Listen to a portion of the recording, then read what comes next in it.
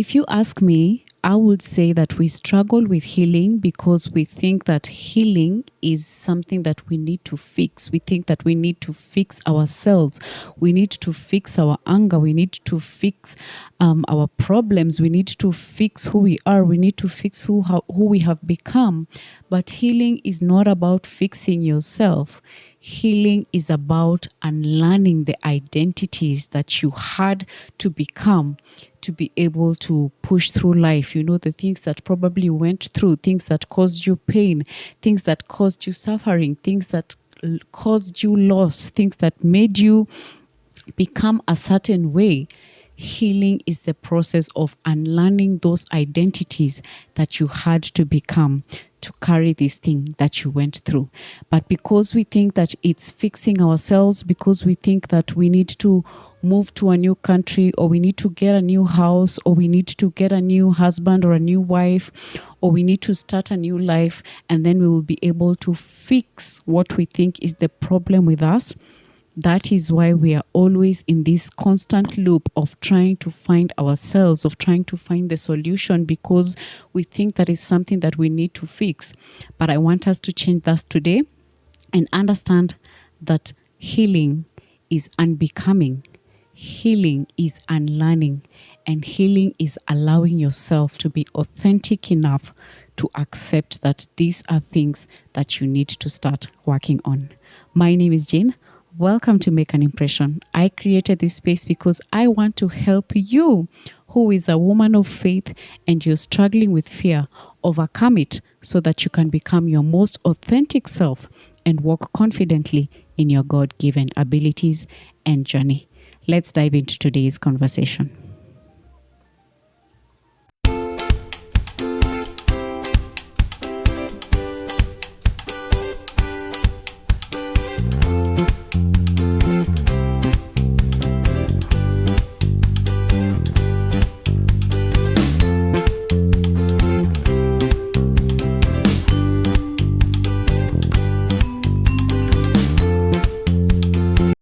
The painful truth and the reason why a lot of us are stuck in the spaces where we are choosing not to heal is because healing is not easy, healing is uncomfortable, and healing is one of those things that you have to decide for yourself that you need to do.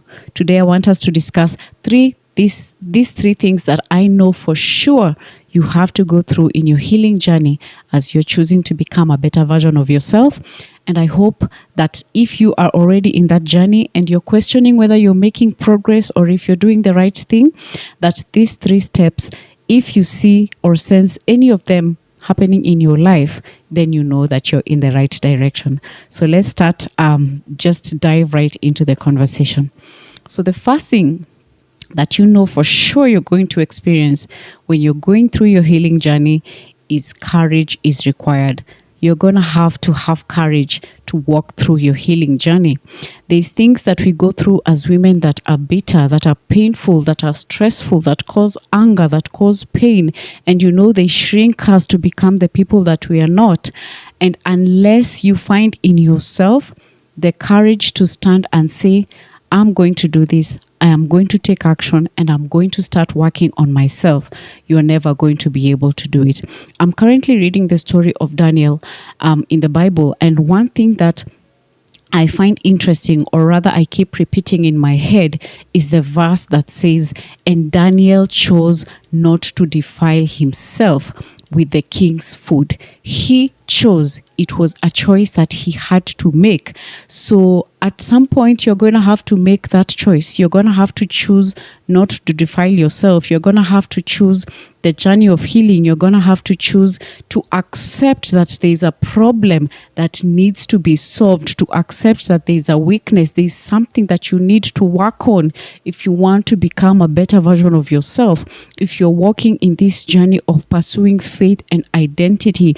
Because before God gives you the vision to carry, he's going to work on you. And the only way he can do that is if you're willing, if you're ready, and if you have the courage to not defile yourself, to choose not to defile yourself. The choice is yours. And one of the things that you're going to have to go through when you're starting on your healing journey, or as you're continuing through it, You're going to have the courage. You're going to have the courage to stand up for what you believe in, the courage to speak up, the courage to say no, the courage to say yes, the courage to pick yourself up from the gutter, from where you're dying, from the pain, from the frustration, from the failures. And you're going to have to stand up and say, I am choosing not to defile myself. I am choosing not to fail myself. I am choosing the journey of growth. I am choosing the journey of healing. And the first thing I'll need to have is the courage to do that. The second thing that I know for sure you're going to go through, or rather, if you're in the journey of healing, you've probably gone through, is the grief of letting go. Letting go of that girl, of that woman, of that person that has carried you up to this point to where you are is not going to be easy. She's going to fight because she understands the comfort that comes with being strong, the comfort that comes with being there, the comfort that comes with being that person. And if you're going through your healing journey, you're going to have to confront that girl. You're going to have to confront them. Like for me, I know one of the things that I have struggled with is anger. When I was going through my healing journey, or as I'm going through my healing journey, I have realized that I am angry with that little girl that I was, and I keep asking her, how dare you? How could you have accepted this level of, of happenings in your life? How could you have accepted to defile yourself like this? How could you have accepted to be this meek, to be this accepting? And unless I grieve that person and let her go, unless I grieve that girl that I was and I accept her and I thank her for the journey that she has taken me through to get here, and I tell her it's time for you to rest. Now the new me is taking over and you need to let me move forward. You have to allow yourself to grieve that girl that you were, to grieve that human that you had to become. Maybe you had to become hyper independent. You had to become over independent. You had to become, this quiet person that just accepts everything. Maybe you had to become a fighter. Maybe you had to become, just these things that, we have to become as women to be able to fit in or to be able to matter in society. You have to be able to accept that girl and thank her for bringing you to the point where you are, and grieve her and let her go. Let her know that you are now grown, you know better, and now you want to do better. Because what happens is, if you don't grieve this person, if you don't grieve her and let her go, she's always going to want to come out. Because if maybe you were that person of, kujitetea, you're always out there, she'll always want to come out whenever something happens. And if you don't grieve her, if you don't accept her, if you don't allow her to rest, then that's why you're going to find yourself always going back to the same person. So healing will require you to grieve the person that you are. It will require you to accept your mistakes. It will require you to accept those things that you did that maybe you're proud of and not so proud of. And then it's time to say, I love you. I thank you for this far we have come, but it is time for me to let you go. It is time for me to let you rest. I need to take this mantle and I need to walk with it. So unless you first of all have the courage to accept that there's a problem that needs to be fixed, and number two, grieve that person that you're letting go of. Hey there, before we dive further into the video, I would like to introduce you to our Bold Faith and Authentic Identity workbook. This season for me has been about unlearning who I was told to be and rebuilding who I truly am, rooted, honest, and whole. Many of us were taught identities that sounded spiritual but slowly shrinked us. Be strong even when you're breaking. Stay quiet even when something is wrong. Carry it alone because God understands. But strong faith is in silent struggle, and obedience to God is in self-erasure. That's why I created this workbook. This workbook is not loud. It does not rush you. It does not demand answers you're not ready to give. It offers solace, understanding, and a safe place to rebuild your identity with God without silencing your story or minimizing your pain. It's not about revisiting the past in detail or forcing quick healing. It's about gently peeling back the layers of who you were told to be and rediscovering who you are beneath it all. My desire is that this will help you answer the question, who am I beneath the labels, expectations of others, and survival modes?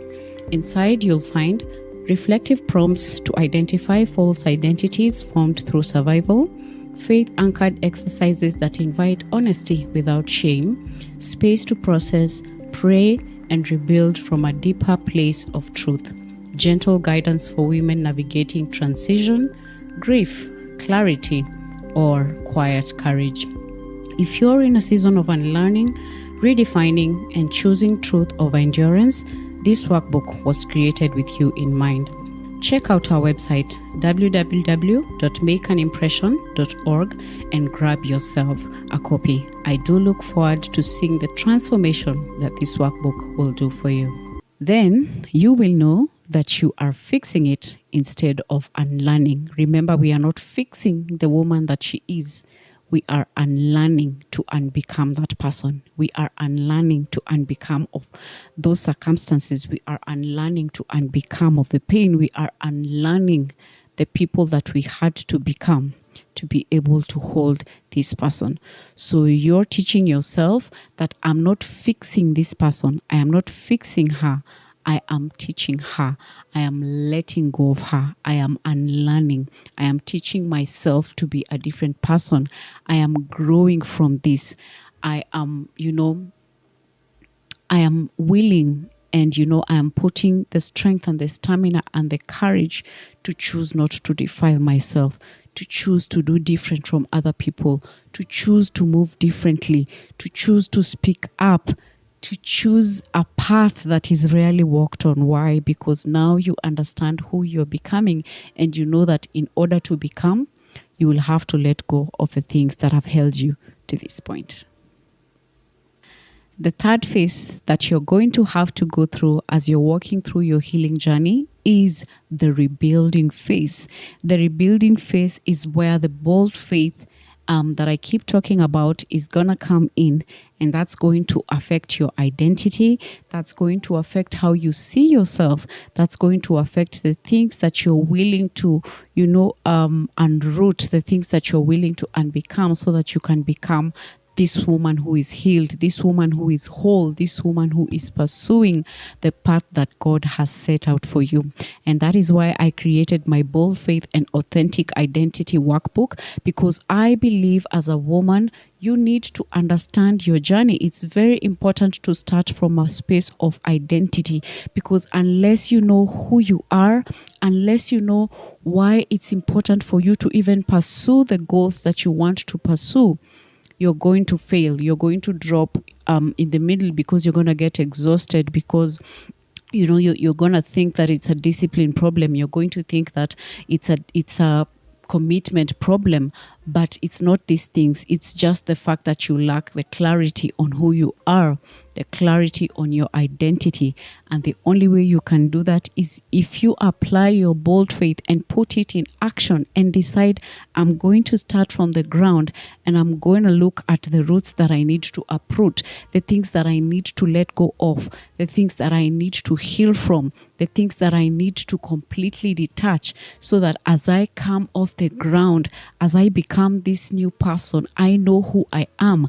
I know what I'm working towards. I know what I can take and what I cannot take. I know what works for me and what doesn't work for me. I am clear on my goals.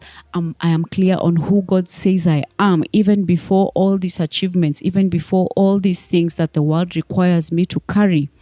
I already know who I am. God already gives me an identity, And being in that space of rebuilding is allowing God to help you build this new identity.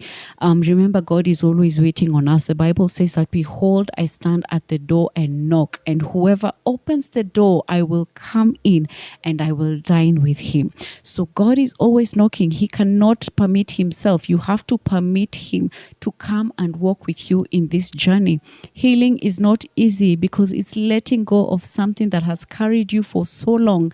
It's not easy because sometimes we are too angry to forgive. Sometimes we are too angry to let go. Sometimes we are too angry.